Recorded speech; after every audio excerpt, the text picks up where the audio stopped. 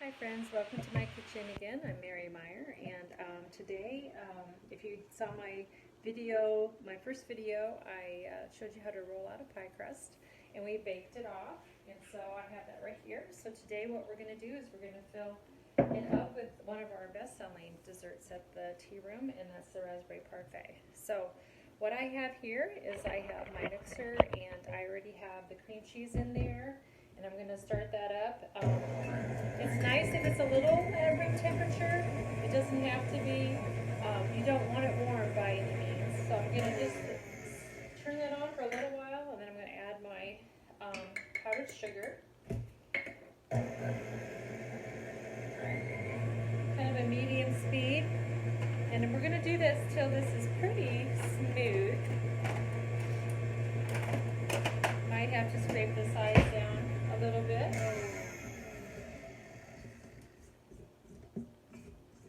My mixer sounds a little cranky today.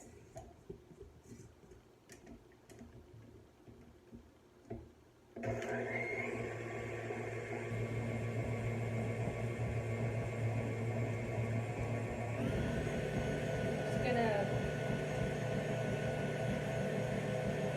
increase the speed a little bit so we have now the powdered sugar and the cream cheese is pretty much mixed up.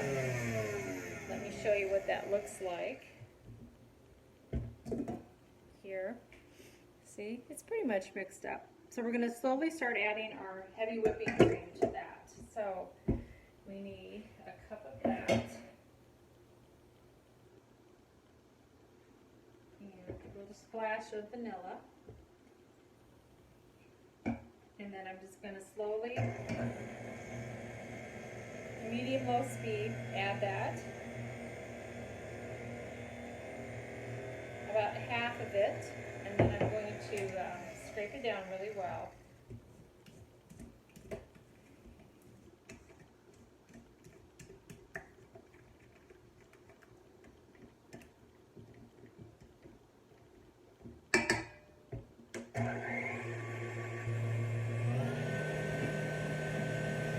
Slowly add. I'm just pouring it on the side of the bowl, mixing bowl here, and letting the whipping cream just slide down the side.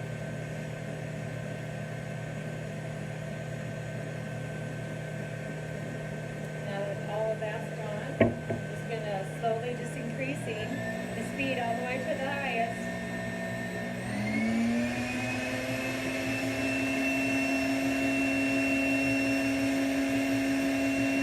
It won't take very long, so while this is mixing, I've already got my water on the stove starting to boil.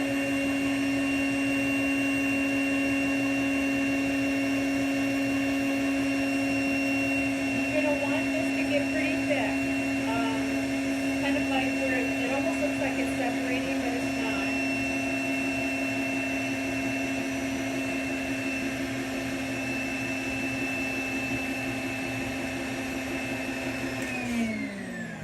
That looks really good. And you can see that is really thick, and that's exactly how you want it. So I'm going to check on my water on the stove.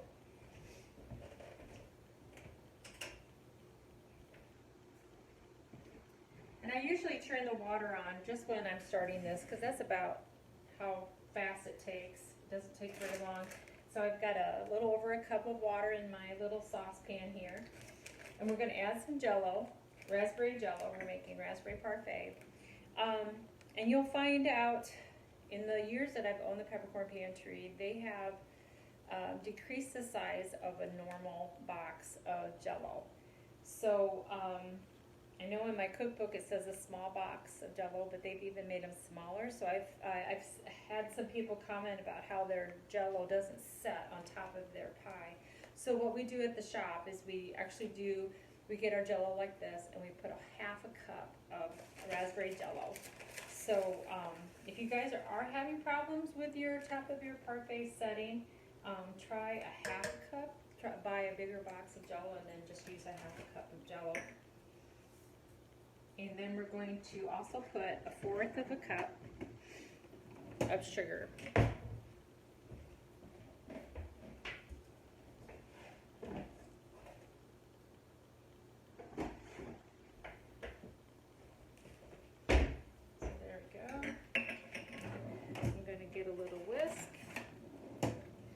whisk this kind of slow. We really, really want that raspberry Jell-O to dissolve completely.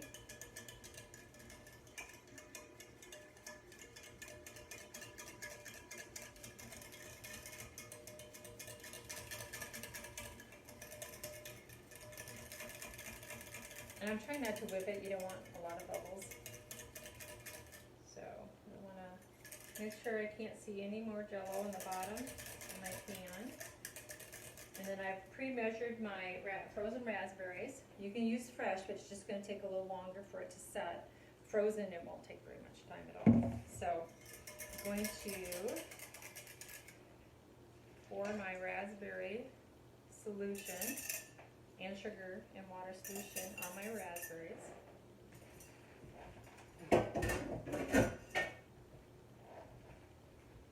And I'm just gonna, what really helps out right now is I want you to stir this and just kind of like get every raspberry coated with that Jell-O liquid.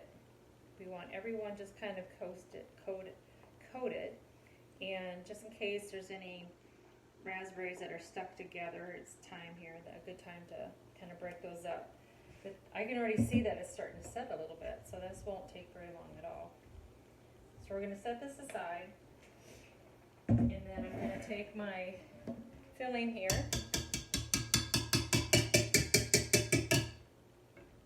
And our pie crust is right here.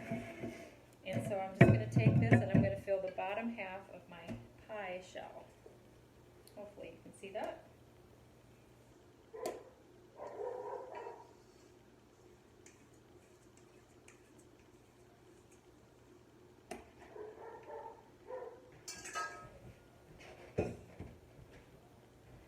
So I'm going to take this and then I'm just going to make it nice and even on the bottom of the pie shell. This is pre-baked and cooled. You don't want to be putting cream cheese and whipped cream in a hot shell. If you did see the first video, I said that I poked the hose on the bottom side of the pie shell.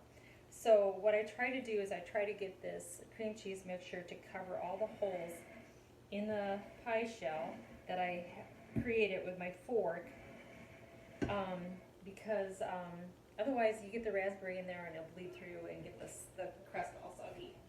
We don't want that. So let's take a look here.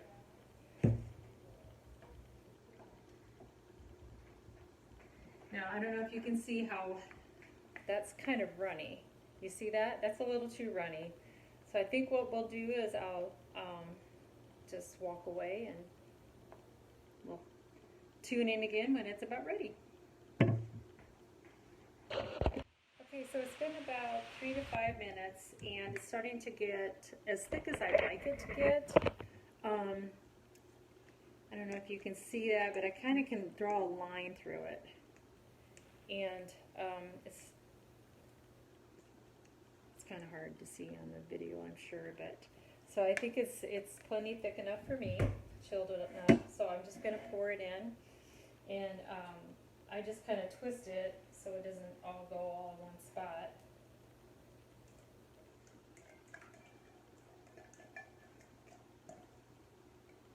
And I like to kind of pat the raspberries down so we have a super nice smooth surface. So if by any chance you let this set too long and it completely sets, don't worry, that might have happened to me. Anyway, so actually just put this either in some simmering water, or I have done it actually where I just put it directly on the stove too. I have an electric stove. And just on low, and then just kind of slowly start stirring it, and it starts to just kind of melt a little bit. But don't boil Jell-O. Never boil Jell-O. So if that ever happens to you, don't worry about it. You can set it. So we're going to put this in the refrigerator and let it set, and the boys are going to be happy in about 2 hours or so.